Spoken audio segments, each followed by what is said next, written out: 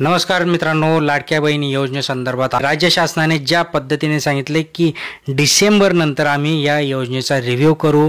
मग डिसेंबर नंतर ही योजना सुरू असणार आहे का, किंवा या योजनेमध्ये काही वेगळे नियम येणार आहेत का, या सगळ्या गोष्टींवर आज आपण बोलणार आहोत. त्यामुळे शेवटपर्यंत बघा. अजून चॅनलला सबस्क्राईब केलं नसेल सबस्क्राईब करा. व्हिडिओला लाईक करायला मुळीच विसरू नका. लाईक करायला कंजूसपणा करू नका. लाईक करायला पैसे पडत नाही. जास्तीत जास्त शेअर करा. लाडकी बहीण जी योजना आहे, या योजनेच्या अंतर्गत आपल्या महिलांना 1500 रुपये मिळत आहेत. आणि या महिलांसाठी जर आपण विचार केला तर राज्य शासनाकडून 46,000 कोटी रुपयांची तरतूद केली. बरोबर. आता यावर्षी राज्य शासनाने 46,000 कोटी रुपयांची तरतूद तर केली, पण पुढच्या वर्षी पैसा येणार कुठून? हा जो पैसा असणार आहे हा राज्य शासन काय करणार आहे की मार्केटमधून उचलणार आहे. उचलणार इन द सेन्स काय, कर्ज काढणार आहे. ऑलरेडी महाराष्ट्र शासनावर एवढं कर्ज आहे, भारतावर देखील कर्ज आहे. असं कुठलंही सरकार नाही की ज्याच्यावर कर्ज नाही आहे. प्रत्येक सरकारवर कर्जच आहे. जर विचार केला आपण खोलवर, हे जे काही 46,000 कोटी आहेत, हे 46,000 कोटी आपण कशा पद्धतीने खर्च करतोय. आज जर आपण विचार केला की हे जे काही 46,000 कोटी रुपये, हे जर आपण आपल्या जी काही येणारी पिढी आहे, जी काही भविष्यातली आपली पिढी आहे, आपले मुलं आहेत, आज विचार केला तर आपल्या मुलांच्या शिक्षणाचा खर्च एवढा वाढला आहे, शिक्षणाची फी वाढली आहे. या सगळ्या गोष्टी वाढत असताना मग हा जो पैसा आहे हा आपण तिकडे वापरू शकलो असतो नक्कीच. कारण की ही जर आपल्या जर 1500 रुपये देण्याऐवजी जर तुम्ही आमच्या मुलांना चांगलं शिक्षण देत असाल तर नक्कीच त्या योजनेचा नक्की आपल्या महिलांना असो किंवा प्रत्येकाला आनंदच राहिला असता. आज आपण आपल्या महाराष्ट्रातील जर झेडपीच्या शाळांची कंडिशन बघायला गेलं तर मुठीमध्ये जीव घेऊन विद्यार्थी बसत आहे. आणि अशा कंडिशनमध्ये जर आपण एका साईडला इंग्लिश मिडियमची परिस्थिती बघितली तर त्या पद्धतीने हे जे 46 कोटी आहेत हे तिकडे वापरून आपल्याला आपल्या झेडपीच्या शाळा देखील चांगल्या करता आल्या असत्या, नक्कीच करता आल्या असत्या. तर हे जे पैसे आता राज्य शासनाने दिले आहेत हे महिलांच्या खिशामध्ये डायरेक्ट जात आहे. ओके. राज्य शासनाने मुख्यमंत्री एक वेळेस बोलताना बोलले की याच्याने मार्केटमध्ये पैसा खेळत असणार आहे. कसा, तर महिलांच्याकडे 1500 रुपये येतील, महिला तो खर्च करायला मार्केटमध्ये जाते. बट आता जर सगळ्याच महिलांकडे पैसे आले तर सगळ्याच ठिकाणी भाव वाढतील. ही देखील आपल्याला विचार करून घ्यायला लागणार आहे.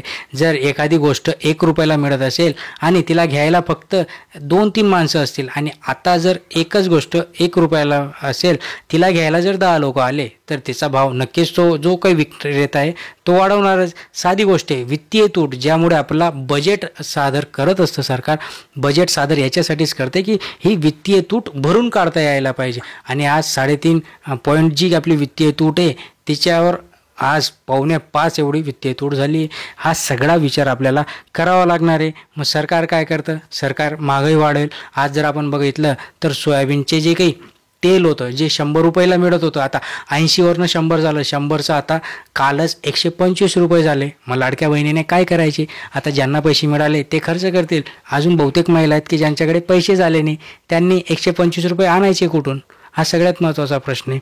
मग एका हाताने सरकार देतं देखील आहे आपल्याला आणि दुसऱ्या हाताने ते काढतं देखील आहे. आणि म्हणूनच राज्य शासनाने ज्या पद्धतीने सांगितलं की आम्ही ही योजना महिलांचे जे सशक्तीकरण करण्यासाठी किंवा महिलांना बळकटीकरण आणण्यासाठी ही योजना राबवत आहोत. आता ही योजना राबवत असताना हिचा रिव्ह्यू केला जाणार आहे. जसं की इतर राज्यांमध्ये पण देखील या योजनेचा रिव्ह्यू चालू आहे. जसं की कर्नाटकमध्ये सांगितलं की आम्ही 2-3 वर्षांनी याचा रिव्ह्यू करू. MP मध्ये देखील हिचा रिव्ह्यू होणार आहे.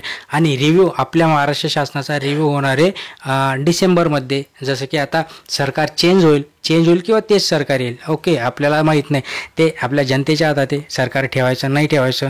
ओके. नोव्हेंबरमध्ये निवडणुका झाल्यानंतर याचा जे काही राज्य शासन या योजनेचा रिव्ह्यू करणार आहे. खरंच ज्या आता 90% महिलांना याचे पैसे मिळत असतील तर याच्यामध्ये नियम, अटी, शर्ती खूप स्ट्रिक्ट करून, ज्याच्याकडे शेती आहे, ज्याच्याकडे उत्पन्नाचं साधन आहे, ज्यांच्याकडे BPL कार्ड नाही आहे किंवा ज्यांच्याकडे गाडी घोडी चैनीच्या गोष्टी असतात, अशा लोकांकडून ही योजना काढण्यात येईल. आणि म्हणून अशासाठी राज्य शासन काय करेल, घरोघरी दारोदारी जाऊन जे काही लोकांचा सर्वे करणार आहे. आता असली कुठलीही पद्धत नाही आहे, ऑनलाईन पद्धत असल्यामुळे कोणी कोणाचंही रेशन कार्ड कुठेही जोडून कसेही पैसे मिळवण्याचा प्रयत्न करते. खरंच लग्न झालं आहे नाही झालं आहे कोणालाच माहीत नाही. या सगळ्या गोष्टी याच्यातनं बाहेर पडतील आणि रिव्ह्यू झाल्यानंतर राज्य शासनाने सांगितल्याप्रमाणे डिसेंबरनंतर ही योजना बंद देखील होऊ शकते किंवा खूप काही प्रमाणे तिला कात्री देखील लागू शकते. सो मित्रांनो, मला तर वाटतं की तुम्हाला नक्कीच ही माहिती आवडली असेल. अशाच महत्त्वपूर्ण माहितीसाठी अजून सबस्क्राईब केलं नसेल, सबस्क्राईब करा, लाईक करा, शेअर करा. धन्यवाद.